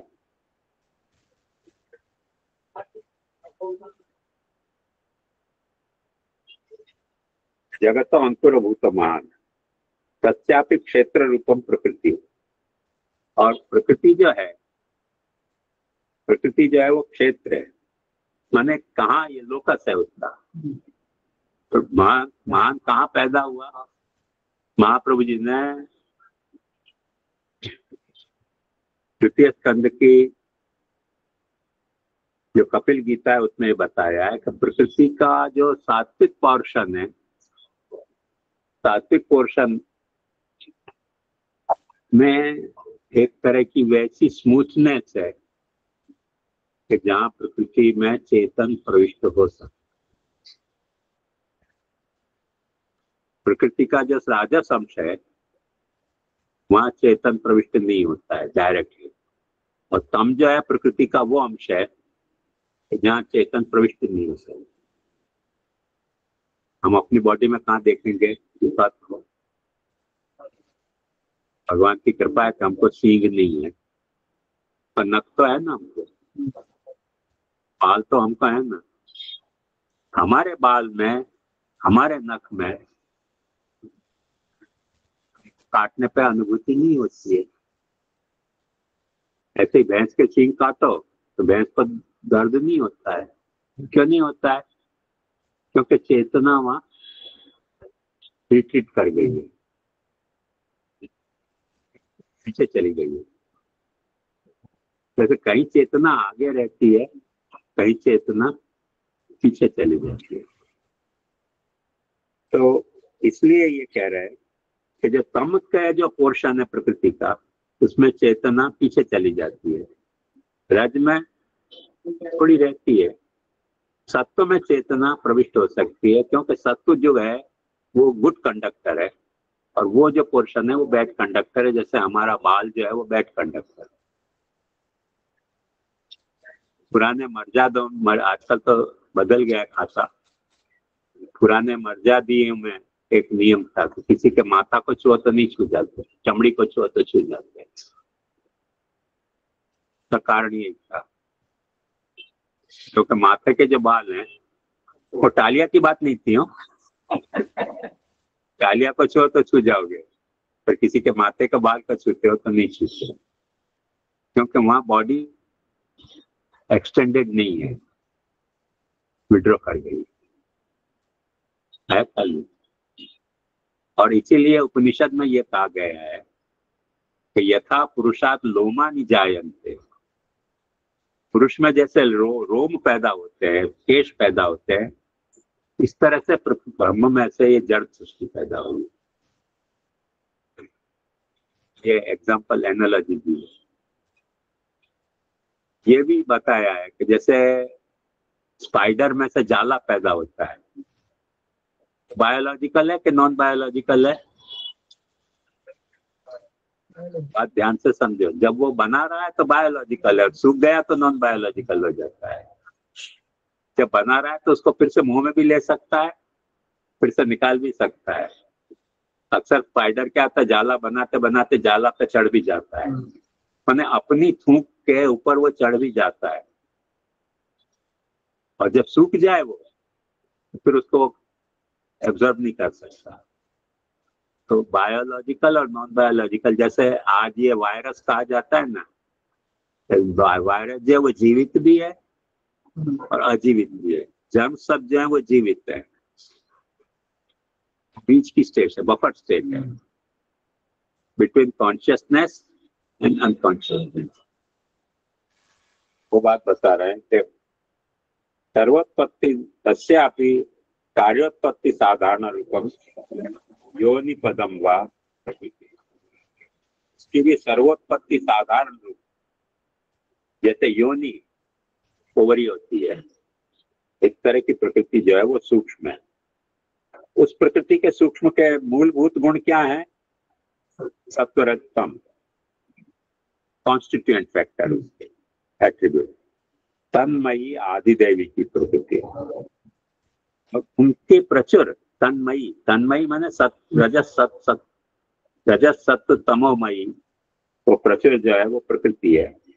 और प्रकृति का गुणाश्च त्वमेव, प्रकृति भी तुम हो और प्रकृति के जो गुण है कॉन्स्टिट्यूएंट फैक्टर वो भी तुम हो। एवं पंच रूपत्व मुक्तम, इस तरह से 5 रूप बताए। 5 रूप कौन से? महान, प्रकृति, सूक्ष्म नहीं, महान, प्रकृति, सत्व, रज और तम, ये 5 रूप बताए।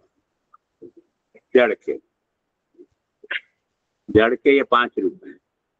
महान, इस श्लोक में महान बाद में आया है, एक्चुअली अर्थ के दृष्टि से देखो तो सत्व रज तमोमयी सूक्ष्म प्रकृति महान तमेव, अर्थ के एंगल से ऐसे होना चाहिए। श्लोक में क्या आता है, छंद बनाने की वो होती है रिस्पॉन्सिबिलिटी, से उलट पुलट हो जाते हैं, इसलिए तो अन्वय करना पड़ता है।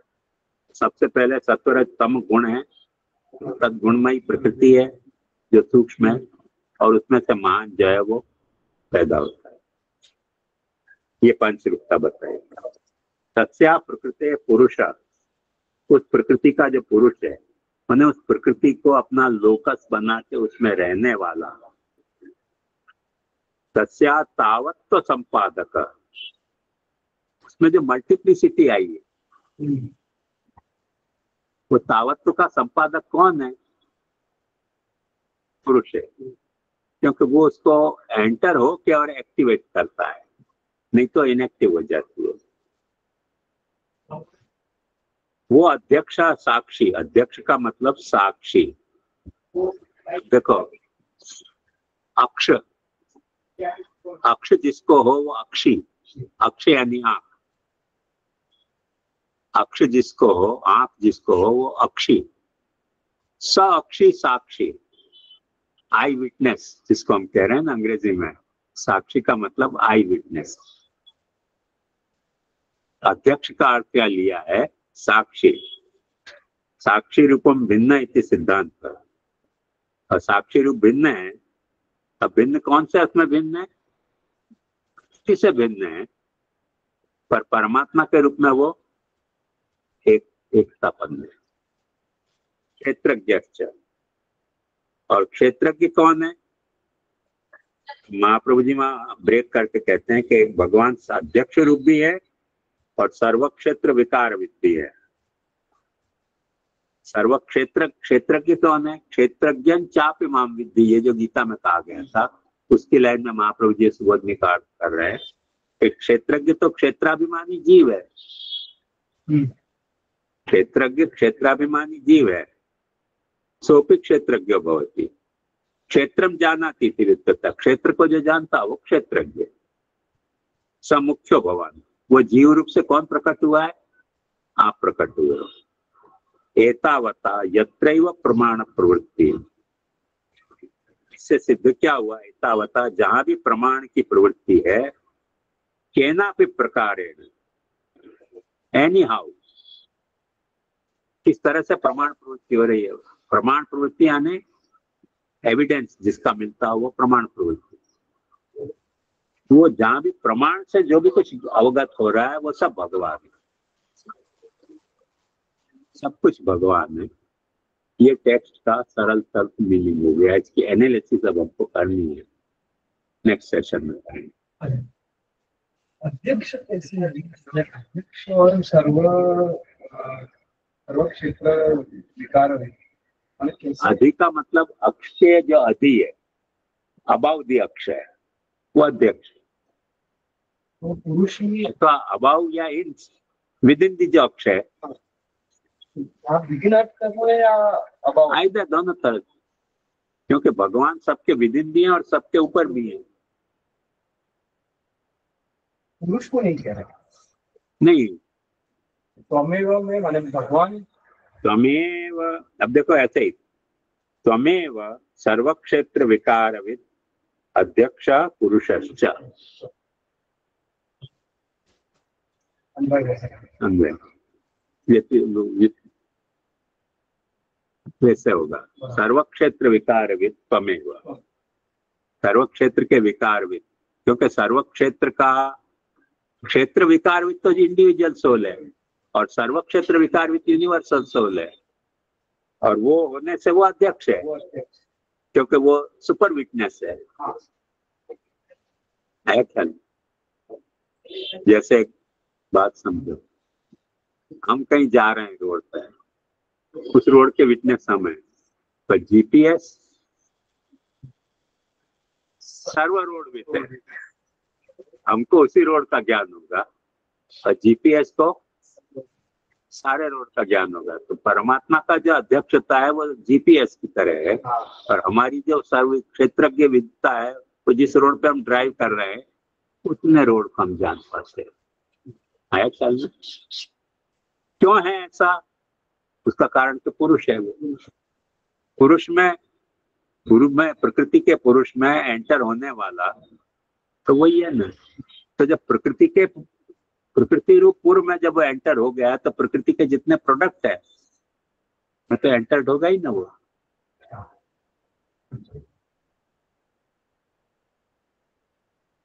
लॉजिक ये इस तरह से जा रही है। अब इसकी जो एनालिसिस है वो अपन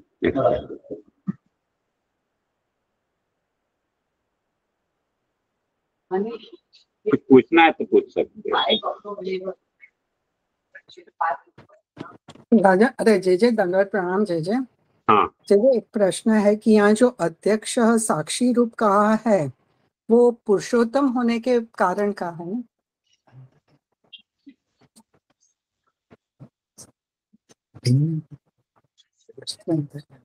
हाँ, नेचुरली भगवान गीता में यही तो कह रहे हैं, सर्व क्षेत्र भारत, सर्व क्षेत्र में क्षेत्रज्ञ तो मैं ही हूँ और अपन सब जो अपने अपने क्षेत्र के क्षेत्रज्ञ हैं।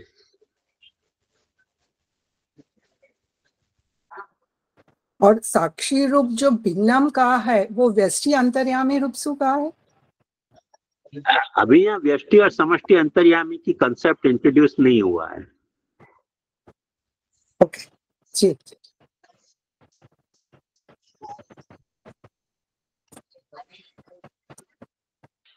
और कुछ?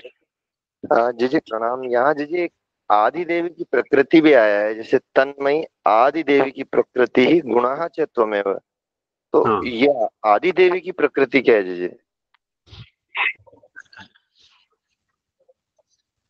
उसका कारण है कि जो सत्व रज और तम गुण है वो भगवान के सच्चिदानंद से प्रकट हुए हैं, वो तो आदि दैविक हैं। अब वो गुण जो है उनकी साम्यावस्था प्रकृति है, विषमावस्था जगत है, और गुणावस्था जो है, गुणन की जो साम्यावस्था है वो प्रकृति है, और गुणन के जो सेपरेट होने की अवस्था है, एक दूसरे से स्प्लिट रहते हुए, जो भगवान ने अपने सच्चिदानंद को स्प्लिट किया है सच्चिदानंद में, वो गुण है, गुण बन जाते हैं। जब भगवान ने वो ओरिजिनली होमोजीनियस कैरेक्टर में है, और जब उनको स्प्लिट करते हैं तो वो जो होमोजीनियस कैरेक्टर है वो गुण बन जाता है। जैसे बात ध्यान से समझो तो आपको समझ में आ जाएगी।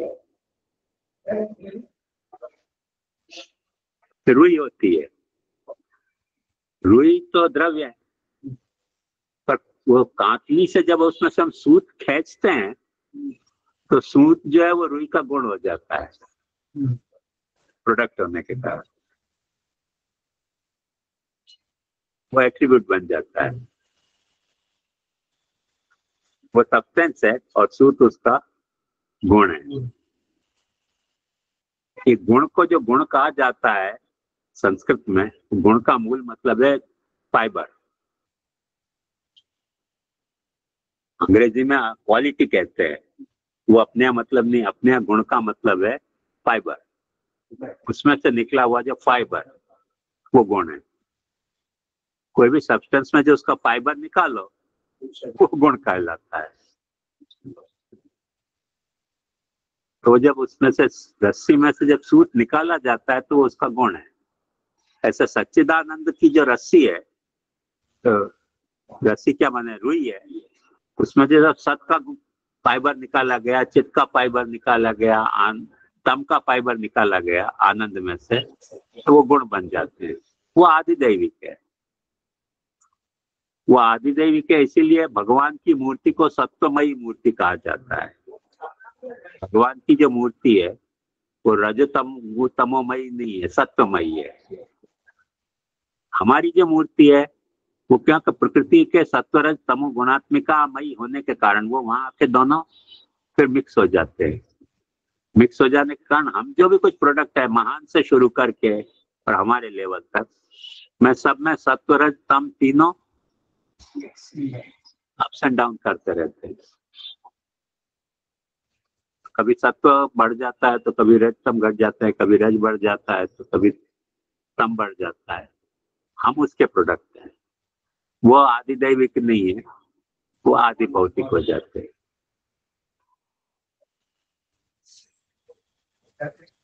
बीच की अवस्था आध्यात्मिक है।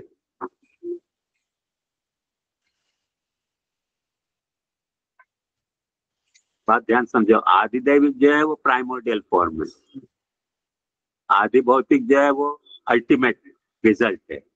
बीच की जो अवस्था है वो मध्यम भाव है, वो अध्यात्म। और इन तीनों में संबंध कैसा है? टोटली एक होने का नहीं है, टोटली अनेक होने का नहीं है। एटमॉस्फेयर की तरह, जैसे 7 एटमॉस्फेयर हैं उस तरह का रिलेशन है। इस लेवल पे वो एटमॉस्फेयर है, उस लेवल पे वो स्फीयर है।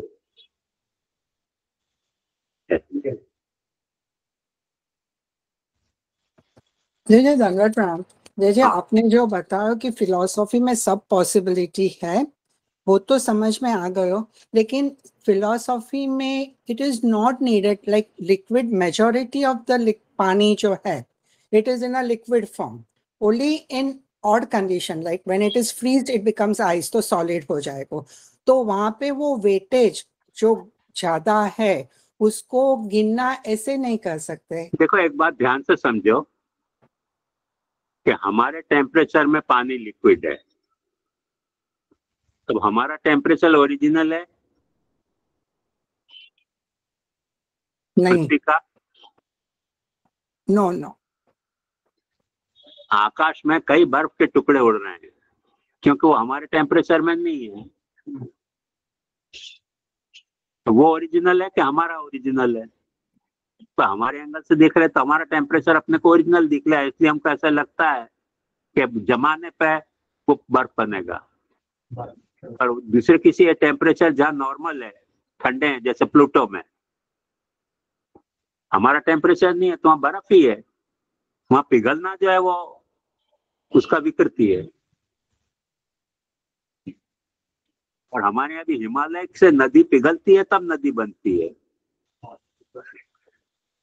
तो हिमालय पर जाके देखोगे तो बर्फ का पिघलना नदी है, और हमारे मैदानी इलाका में देखोगे तो पानी का जमना बर्फ है। तो बर्फ का पिघलना पानी है कि पानी का जमना बर्फ है? भाई कहाँ से आप देख रहे हो इस पे डिपेंड करता है ना। लावा रस के एंगल से देखो, जब पृथ्वी निकली थी सूरज में से तब लावा रस थी, तब वो सॉलिड नहीं थी। और अभी भी जो जम गई है वो कितनी जमी है? जैसे चाय के ऊपर मलाई जमे ना, उतनी। उस मलाई पे मक्खी बैठ सकती है, मरती नहीं है।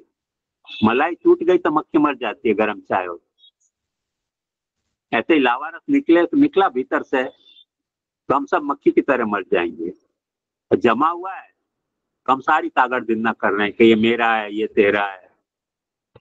ये तैने छीन लिया, ये मैंने छीन लिया, ये सारी ताकत धिन्ना जो है हमारी, वो मक्खी कैसे चाय की ऊपर जमी मलाई के ऊपर ताकत धिन्ना करती है ना, उस तरह का है। पिघल गया तो न तू है न मैं हूं, दोनों का अच्युतम केशवम राम नारायणम कृष्ण दामोदरम माधवम हो जाएगा। आया ख्याल में? जी जी जी। तो लिक्विड और सॉलिड जो है उसमें कौन पहले है? वो प्रश्न ऐसा है कि पहले रात है कि पहले दिन है? उल्लू को पहले रात लगती होगी फिर दिन लगता होगा, हमको पहले दिन लगता है उसके बाद रात लगती है। उसका क्या इलाज? क्योंकि हम दिन के जीने वाले हैं, तो हम दिन को प्रकृति मानते हैं, रात को विकृति मानते हैं।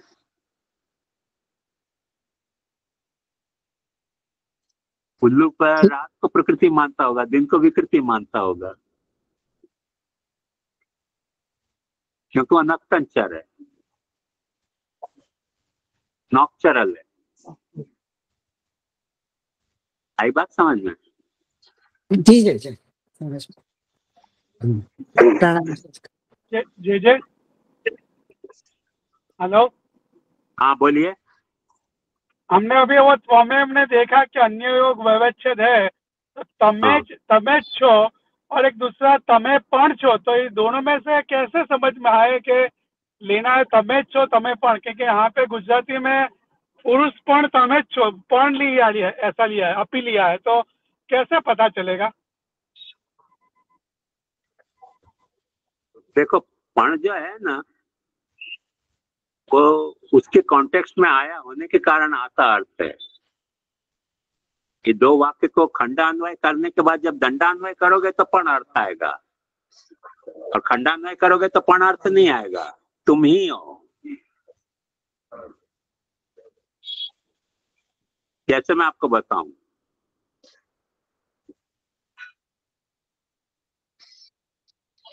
कि मितेश भाई कनाडा में रहते हैं, मितेश भाई ही वल्लभ वेदांत भी अटेंड कर रहे हैं। अब इन दोनों वाक्य को जोड़ दो तो मितेश भाई कनाडा में रहते हैं, मितेश भाई वेदांत वल्लभ वेदांत भी कर रहे हैं। जोड़ दिया तो पण आएगा, सेपरेट रखा तो ही आएगा। ओके, तो यहाँ पे वो खंडान्वय दंडान्वय करते हैं तो पण लेके करेगा, लेकिन वो वाक्य में त्वमेव तो अन्य योग व्यवच्छेद ही लेना पड़ेगा। एक बात समझो, खंडान्वय करे बिना तो दंडान्वय होगा ही नहीं ना। बराबर। आपके कनाडा में होती है कि नहीं मुझको पता नहीं, पर यहाँ हिंदुस्तान में ऐसा बहुत होता है कि एक ट्रेन में दो ट्रेन जुड़ जाती हैं, आधा हिस्सा यहाँ छूट जाता है, वो कहीं को दूसरा इंजन ले जाता है, दूसरा हिस्सा जैसे यहाँ से जो अहमदाबाद जाती है गाड़ी ट्रेन, वो सौराष्ट्र में जाने वाला हिस्सा कुछ और होता है, राजस्थान जाने वाला कुछ और हिस्सा होता है, तो उसको तोड़ देते हैं वहां, तो एक दूसरा इंजन आकर उसको एक को राजस्थान ले जाता है, एक को सौराष्ट्र ले जाता है, तो दो हिस्से हो गए। कहीं बंबई से शुरू होती है वो एक ही ट्रेन है, अहमदाबाद तो उसको बांट दिया जाता है। ऐसे पहले खंडान्वय होगा तभी तो दंडान्वय होगा, दंडान्वय होगा तभी तो खंडान्वय हो सकता है। खंडान्वय को समझने के लिए खंडान्वय जरूरी है।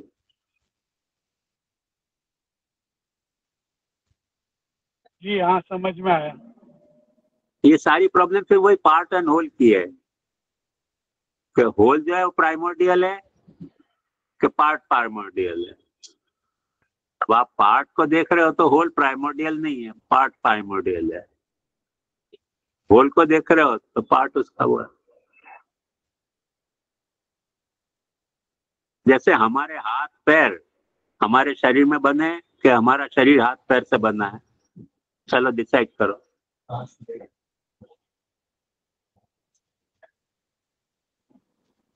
क्या ख्याल है आपका?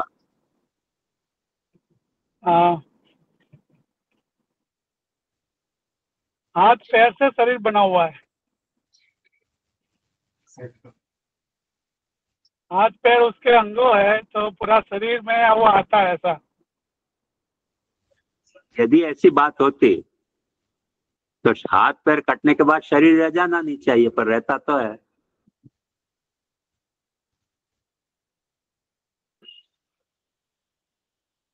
क्योंकि हाथ पैर से यदि शरीर बना है तो हाथ पैर काट दो तो शरीर रहना नहीं चाहिए। ये सब और जो है ना पॉसिबिलिटी का फिलोसफी विचार की हो। इस ऑडिटी का साइंस ने विचार नहीं किया, इस ऑडिटी का फिलोसफी ने विचार किया है।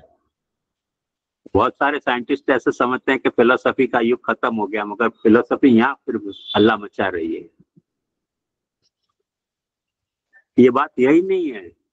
जैसे H2O जो है वो वाटर मॉलिक्यूल है, तो वाटर मॉलिक्यूल में H2 है कि H2O से वाटर मॉलिक्यूल है? What is primordial? From the point of view of H2O is primordial. Water is a result.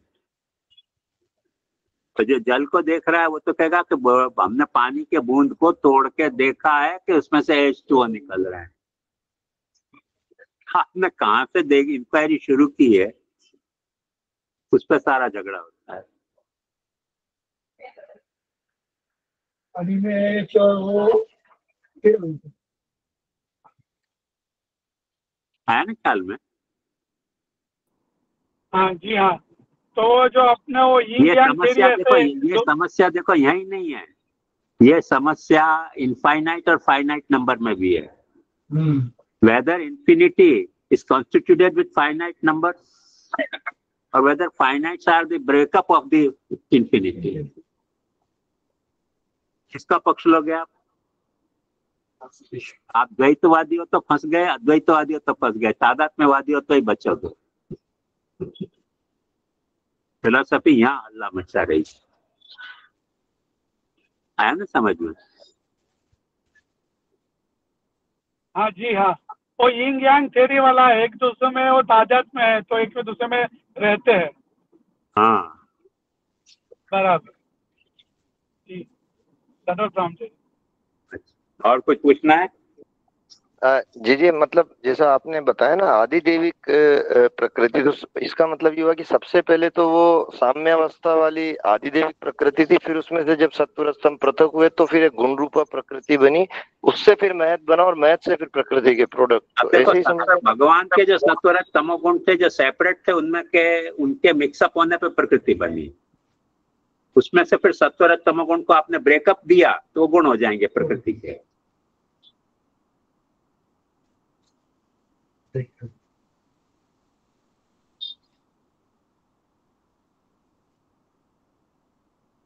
जैसे सूत से कपड़ा बना है कि कपड़े में सूत है?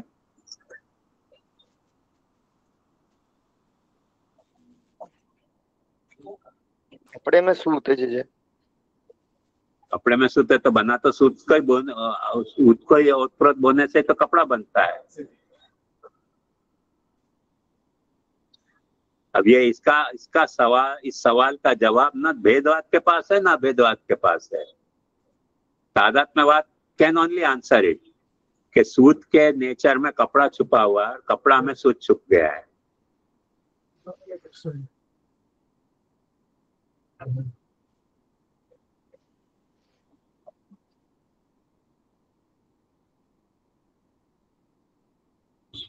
आया ख्याल में?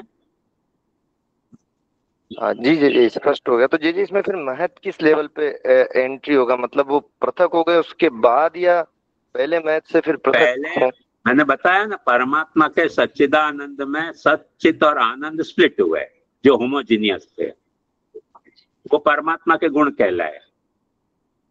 वो गुण फिर आपस में मिले स्प्लिट होने के बाद आपस में मिले और उनकी साम्यावस्था इक्विलिब्रियम प्रकृति है।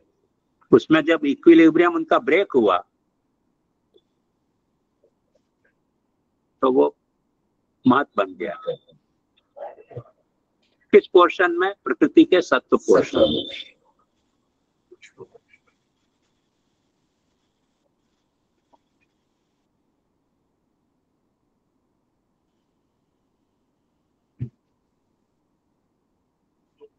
आया ख्याल में?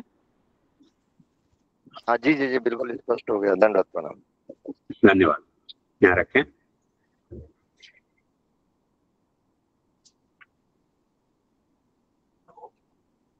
योगेंद्र भाई, एंडिंग द सेशन.